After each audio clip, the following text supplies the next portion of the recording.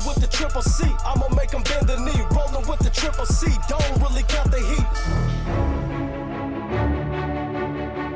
Well, Christmas must have came early today because Jimmy hooked it up. Wow, Christmas in July. Look at this. We have mint cookies and cream.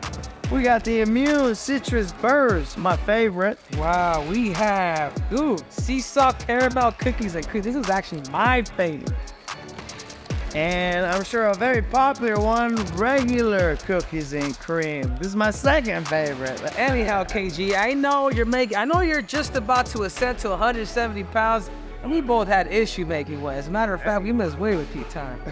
Know what I'm saying? But not no more, because we have Jimmy bars, gluten-free bars that's located in every store in Walmart. So you guys make sure to get your damn Jimmy on. That's right, entering, going down, descending down to 170.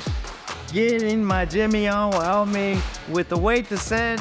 They're available at any Walmart across any location in the U.S. or go to jimmybar.com and get your Jimmy on.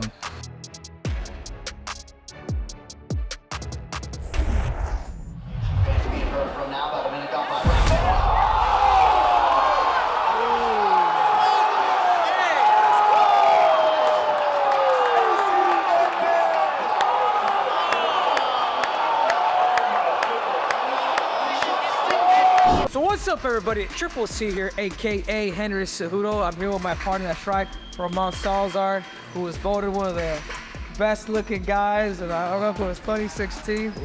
Anyways, former UFC fighter, still in the fight game now. He's a coach here at Fight Ready. Now, we'd like to break down UFC 291. Dustin Poirier versus Justin Gaethje. I tell you what, Galito, watching this fight, I thought for the most part, when it came to round one, I thought Poirier did a better job. I thought he did a really good job of being able to slip, kind of catch him there. And obviously, it was also kicking too. But then once the round two came, it was different. It seems like Justin Gaethje just took a little more risk. And as you notice, what Justin Gaethje was doing, he was getting, and this was something that Poirier was doing. So as Justin Gaethje was throwing that right hand, he was dipping, you know? So he was throw that, because this is how Poirier counters. So if you throw that right hand, boom, he counters, comes back with that right. But this time around, as Justin Gaethje was bringing in those kicks too, as he was bringing in those level change too, this time around he threw that right hand, and as Poirier dipped to that side, boom, there came that right kick. You know, it's a new arsenal that Justin Gaethje is coming up with, and what makes Justin Gaethje extremely dangerous in that position is the fact that he commits. It may not be the prettiest, but as long as it gets from point A to point B as soon as possible, this is what happens, and this is how Justin Gaethje was able to get away with the finish. Galito, what you got on that? Definitely a beautiful trap setting that up. He was loading the same side, setting it up with those dips as he was circling that way. He knows Dustin loves that left hand. Every time he dipped, he was ready to throw, and he caught him. And Dustin did everything right too. His hand was up, everything was just able to wrap around, just like really temple him down with that. Caught him behind the head and wrapped just like perfect. And what a setup, what a beautiful setup by Justin Gaethje. See, Dustin and Justin are confusing, yeah, right? Super confusing. But I will say this, like I think in the future, there's something that us as mixed martial artists, we gotta be able to defend different. We have to be able to almost bring that thing, get a little more aggressive with our defense. Because if not, as you said before, he did block, but it just went through, boom, and the foot will hurt you.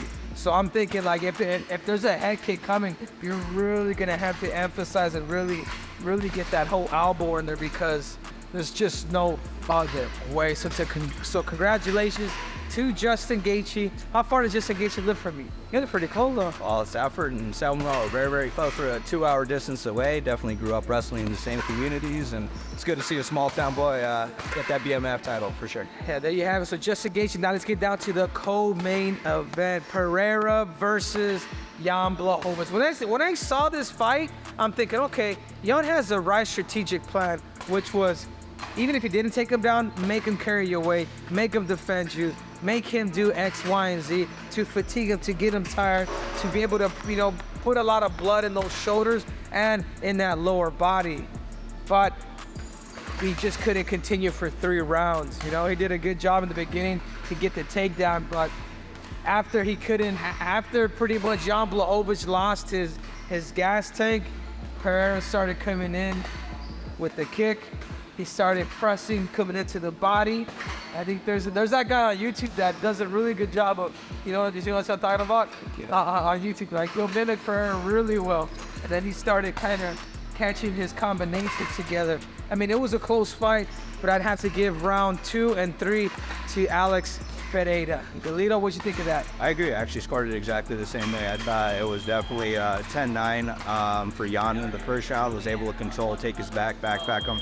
Looked like it was going to be the same thing in the second. And once he lost that gas tank, like you said, he just wasn't the same fighter anymore. And Pereira was able to expose that and just be more efficient with his striking, to be honest. Yeah, I guess sometimes you wonder if these guys are literally training what they're actually gonna fight, or if it's like at the last moment, okay, we're just gonna wrestle him. Like, you gotta be able to create that threshold, that conditioning to be able to take somebody down, hold them down, be able to do it for the second round, the third round. But I can tell, like, Jan, there's a mental block to him, and I just don't know. And this is the same reason why I called it Alex Pereira. I thought it was gonna be knockout, but either way, by decision. I think there was another minute left. I think he'd knock him the hell out. So that's your breakdown for the main event, the co-main event, and obviously the heavy hitters. Kevin Holland completely threw everybody off with that crazy Darce.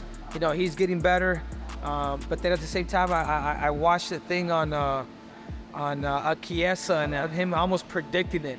It's almost like he threw it in the air. You know what I'm saying? Oh, the Darce. Oh, you know, that's my kryptonite. He did say that. Like, I think that's stupid. But anyways, whatever. It's not my career. He got Darce. He got tapped out. And there's nothing else you can do. Anything else on the card that surprised you? No, not at all. I guess maybe it was surprising to see Derek Lewis finally hit that scissor knee. He likes to throw at everybody. Finally landed it, big knockout, took his shorts off again. I wasn't surprised about that, but I was surprised to see him connect with that knee, that's for sure. Yeah, no kidding, man. That's right, Derek Lewis, man. Woo-hoo. And not just that, but that Russian. I can't pronounce that Russian's name. Can somebody help me? You know what I'm talking about? We have the same name. His name is Roman. So you see that. We're gonna call him Romanskakov. You guys know what I'm talking about. Crazy. I want to say it was a left high kick. Is that what it was? It was. Yeah, crazy. He set that up in the first. What is it? Kopylov. Yeah, I tell you what, man. If he fights Sean Strickland, he's gonna stop Sean Strickland. These Russians come from good technical schools. I could see him being a contender here in the future. I like him. I became a fan of him. The dude will be able to. The dude's a scrapper and he's very technical. So that is your breakdown. UFC 291. Thank you guys for watching. I'm your host, Henry Cejudo, aka Triple C, and you guys. Don't forget to pick up that Dan Jimmy bars. Go to your local Walmart, go to your local grocery store, and look for that Dan Jimmy bars. Thanks again, Galito. What you got for the crowd? I don't got much for the crowd, but thank you. Tune in, Triple C. That's right. We out.